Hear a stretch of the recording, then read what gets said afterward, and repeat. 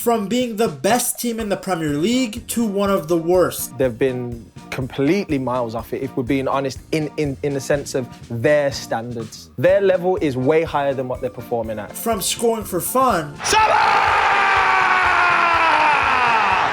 to conceding for fun. And the Liverpool malaise continues. We maybe didn't expect them to do as well, Robbie's last season, but we didn't expect this. No, without doubt. That's probably Arne Slot's worst day in charge of Liverpool Football Club backs. From getting people out of their seats to fans walking out before the final whistle, they're exiting Anfield early, the rarest of sights. Liverpool are struggling. Yeah, I thought Liverpool looked like a really weak team today. Liverpool's struggles continue apace. They had the best manager in the league. Now he looks like Ten Hag. They got outplayed again today, and I can't see Arne Slot. It doesn't fill me with confidence. It'll be interesting to see what he says, but it doesn't fill me with confidence to say, you know what, no worries, I actually know what the problem is and I'll fix it. They spent £500 million just to be below Ruben Amorim's Manchester United. Not one of the players has settled well, and these are, £450 million worth of players. Their loss to Forest was only the 4th time in Liverpool's history that they had lost by 3 goals or more at home. It was their 8th loss in 11 games. It was the first time that Liverpool had lost back-to-back league games by a margin of 3+ goals for the first time since April of 1965 under Bill Shankly. The Reds signed 2 attackers for over £100 million just to have a negative goal difference. In fact, Isak became the first player to lose each of his first 4 top-flight league starts for Liverpool since Percy Tau in October of 1906. We are talking about century-old records being broken now. No draws, just straight losing. There is no doubt Liverpool are struggling. When a captain of a team comes out and talks about losing battles and losing challenges and them not being on it and the second balls, is that a message for the dressing room more than the fans? Every attack against Liverpool is pretty much a goal. We concede too many easy goals. And the first time they arrived in our box, they scored a goal. And it's a very difficult cocktail to drink or to have.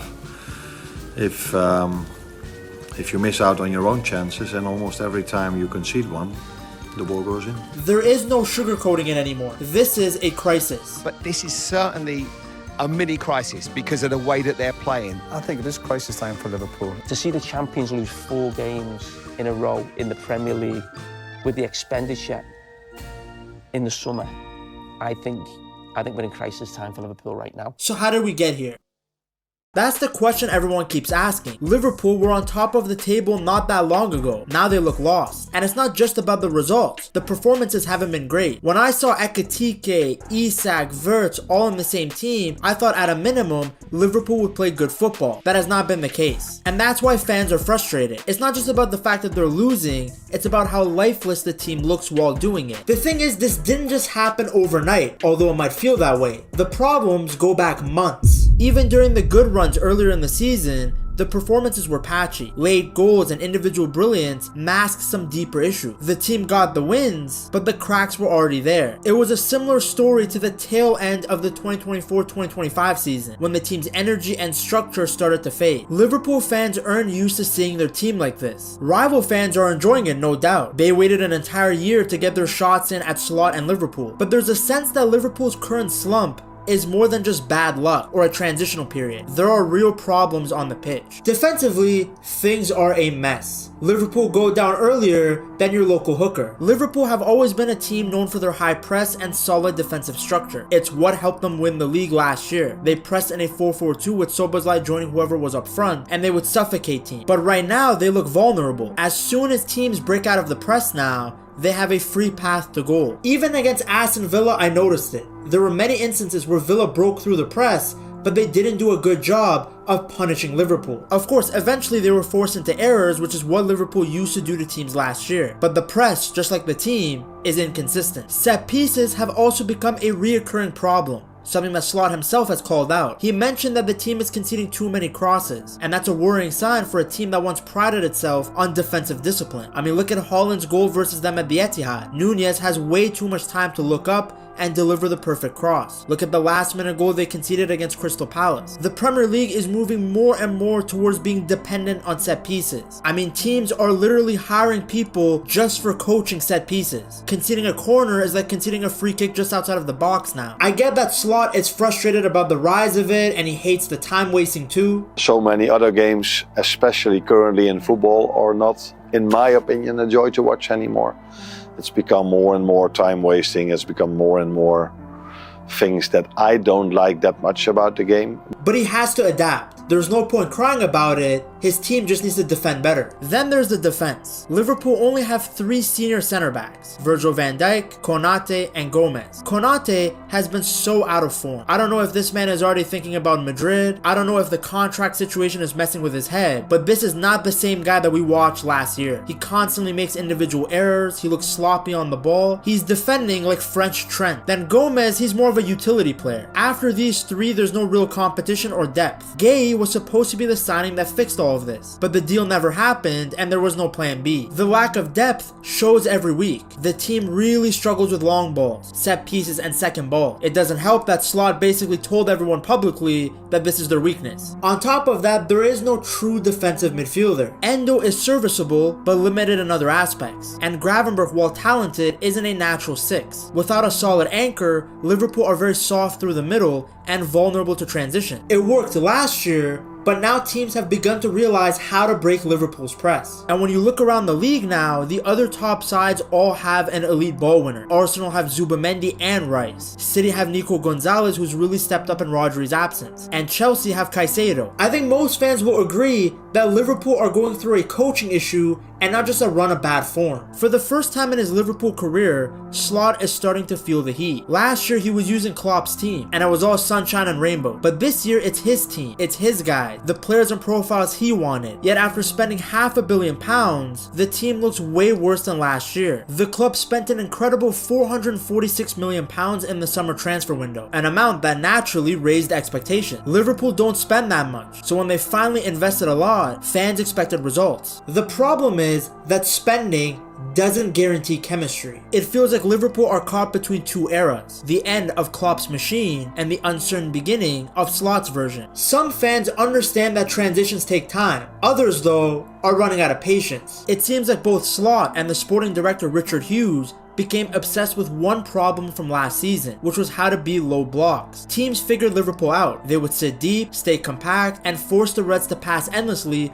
without penetration. All foreplay, no money shot. So over the summer, Liverpool spent big, record spending, on players who are very comfortable receiving the ball to their feet. Wirtz, Ekitike, Isak. On paper, these were technical, creative signings, but in reality, that obsession has made the squad unbalanced. Liverpool decided to go more technical at a time where the league is becoming much more physical. Even when the Reds have won, it feels like they just got away with it. When Liverpool were on their best run of form, each win came from a last-minute goal or a moment of brilliance. Against Burnley, it was a penalty. Against Newcastle, it was an injury time winner from a youngster. Against Arsenal, it was a brilliant once-in-a-lifetime free kick. For a manager who spoke so much about control last year, the games this year are the complete opposite. Every match feels chaotic, back and forth, like an NBA game. For neutrals, it's definitely entertaining. For Liverpool fans, though, it feels like a heart attack every single match. Now, if you guys want to watch that heart attack, you better be watching it with a Liverpool jersey on. Get yourself one from buygamejerseys.com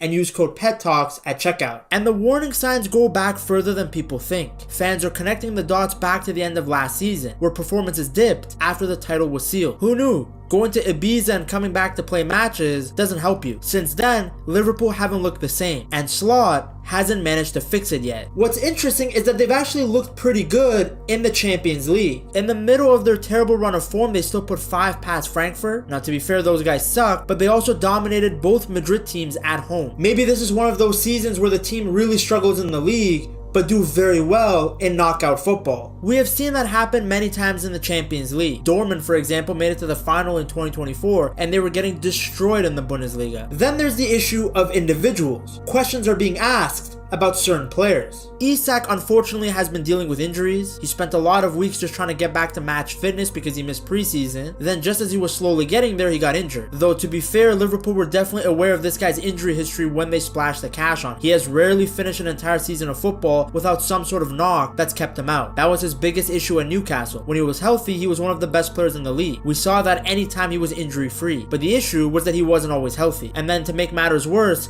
his replacement at Newcastle has been scoring. But since Isak has been injured, you can't really blame him for Liverpool's struggle, at least not too much. But one thing I will say though is that Slot's obsession with getting Isak back to match fitness completely disrupted the momentum that Ekitike had built early in the season. Ekitike was playing unreal in those first few days, ever since he put on a Liverpool shirt. Yet he was reduced to a bench role despite the fact that he had been the only good performing signing at the time. I'll get to Ekitike later in the video. Let's move on to the man who is really in the hot seat, Florian Wirtz. We've been tiptoeing around him, haven't we, for a few months, around the fact that he's young, he's coming to a new country. The media has been pretty soft on Wirtz. I don't remember any other big attacking signing being coddled to the point where his lack of output is being justified with running stats. The Athletic even came out with a whole article about not judging players who start slowly in the Premier League. I have no problem with this article, by the way. I completely agree that we shouldn't just harp on players when they have a slow start. But where was this energy for the likes of someone like Paul Pogba? For the price that was paid for him, the hype around him, he has been very underwhelming. This is a player who was wanted by Bayern Munich, Real Madrid, Man City, yet the only praise he gets now is for his cardio. Sometimes the way people talk about this guy, you would think he's an academy player, praising his work rate and running stats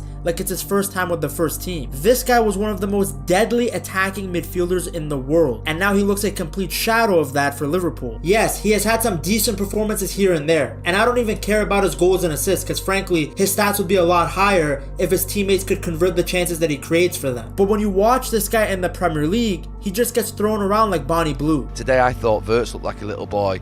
Everyone knew there would be a transitional period for him, and there's still time for him to get better. I'm not saying he's done, but so far, he's looked physically out of his depth. This is proven by the fact that his best performances have all come in the Champions League. But my worry about Wirtz is that when people are saying, oh, he's got to get used to his teammates and stuff like that, he's actually played well in Europe. But it's a different game to the Premier League, so... He played really well against Real Madrid on the left in the 4-2-3-1. What Slot has done is keeping him on the left when the team is out of possession, but when they have the ball, Wirtz has the freedom to kind of roam around wherever. He created a ton of chances, was unlucky not to get an assist. Even his own teammates apologized for not scoring the opportunities he created for them. He just kept on running, winning the balls, running back, having his chances, giving me almost an assist, so sorry from here as well. Unfortunately, in that exact same role against Manchester City, he struggled. He had some nice moments where the City players were forced to foul him, but he didn't cause any real trouble to Nunez, who's not even a natural right back. I do think this is the best position for him going forward. Him on the left allows Liverpool to keep Szoboszlai as the cam, and the Hungarian has to be playing because he's been the best player in the team this season. A lot of people still believe in Wirtz. Klopp came out talking about how he will eventually settle in. Even Julian Nagelsmann, the German national team coach, backed Wirtz, saying that Slot isn't utilizing him properly. I still believe in the German too, and it's hard to look good when the whole team around you is struggling, but it's okay to say that he hasn't been the best, that he's been underwhelming, and it's time that he took some accountability. Frimpong can't really get too much hate. He was playing pretty good before his injury, and he's not one of the big boy signings, so I don't think there's that much expectations on how he performs. Kerkez we already spoke about. He should have been integrated slowly as Robertson's backup, and now Slot is doing that. Ekitike's goal scoring form has dipped, but honestly I'm impressed every time I see him play. He isn't getting a ton of service, and when the whole team is struggling to create something for you, it's hard to do anything as the number 9. It's not like he's getting chances and being wasteful. Liverpool just have issues getting him involved. Of all the new signings, he's the one that you should be the least worried about. It's not just the new guys being under pressure. The Liverpool legends aren't safe either. Mo Salah and Van Dijk were two players who used to be untouchable, but even they are getting called out. With Van Dijk as captain as well, he should be telling Salah, you can get him back in. Salah has gone from being the best player in the Premier League to someone who people now want to see drop. The days of Mo Salah starting every week, especially away from home, have to stop. He just doesn't look the same anymore, and it's crazy how bad he's been after how great he was last year. I never thought I would see the day where Salah would be a net negative on the pitch. Part of it, of course, is probably because he's still mourning from Jota. And when you look at Mo Salah right now, very, very close to Jota, very close ahead, he doesn't look himself. No, he doesn't. He looks a shadow of himself. So I will be very careful and very calm the way we criticize this Liverpool team.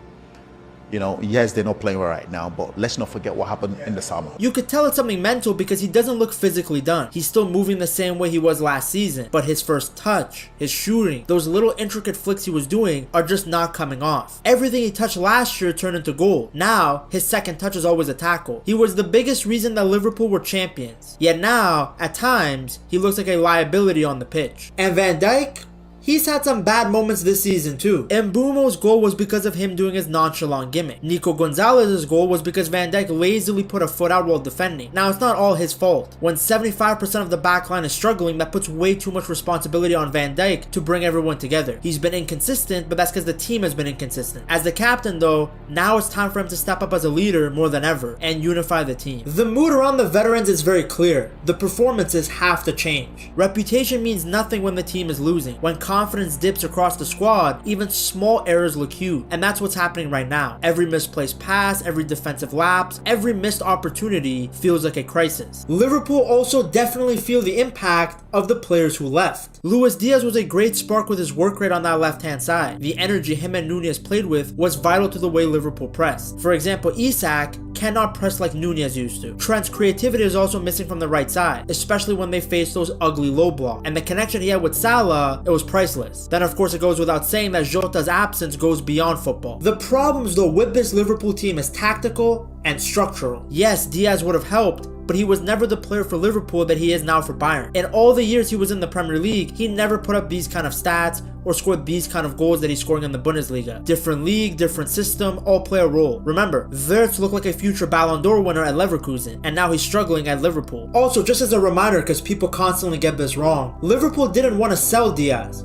He wanted to leave because he was on low wages and Bayern offered him a huge pay raise. Trent missing hurts too, but let's be real, he was out for large chunks of the season last year and Liverpool still won the league. It's not like he's killing it out there at Madrid either. The reality is, even if these guys were still at the club, Liverpool would still be struggling. Football is emotional. Momentum matters a ton. Losing becomes a habit just as easily as winning does. Fans can sense that too. Many times this season, Liverpool have looked slow, flat, and just lethargic. Just go back and rewatch the last few minutes of the first half for City. Liverpool couldn't get out of their end. They didn't want to press. Their legs looked gone. That lack of urgency is what led to them conceding the second. Now, of course, they could have been fatigued from their midweek clash against Real Madrid. But number one, Man City also played midweek. And number two, Liverpool have always played with energy. No matter their dip in form, no matter how bad their performances are, usually they always play with intensity. Losing even impacts how you view the players and Slot. When Liverpool were winning, Slot had so much aura, his bald head glistening as he told you exactly how he tactically manipulated the other team. Now when he loses, he looks like Humpty Dumpty. The honesty he used to have isn't refreshing as much as it is annoying. Now let me be clear, a lot of what he says gets taken out of context. They purposely do that to get clicks. But him justifying his complete rotation of the squad against Crystal Palace in the Carabao Cup by saying that he doesn't have enough players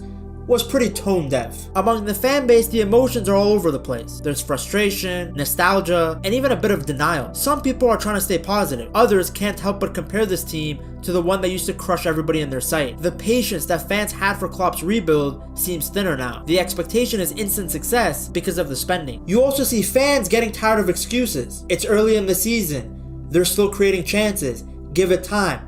These lines don't hit the same when the team is consistently losing. Beneath the memes about Van Dijk twerking and bald frauds, there's a genuine feeling of fear that the magic Liverpool had might be gone. The emotions are everywhere because the team is everywhere. They're just so inconsistent. In many games, the passing is slow, the movement is predictable, and the pressing that once defined them is gone. No one is running at defenders anymore. Everything is slow, methodical, very predictable. But then other games, they look as deadly as they did last season. The problem is, there's been more bad performances than good. The team has become too technical and not explosive enough, which is not a great combination when the opponent's already sitting deep. Still though, Liverpool fans are not hopeless. They shouldn't be. They're just desperate for answers. They want to see change. The general feeling is that the solutions aren't far away, but they need to show up now. Sacking Slot is not the answer. Whoever replaces him will face the same problem. An unbalanced squad, no defensive midfielder, and an attack that's too one-sided. And what hurts the most is that these aren't bad players. Liverpool still have elite talent across the pitch, but right now it feels like none of them know what they're supposed to be doing. It looks like a collection of great players who just don't fit together. And unfortunately, sometimes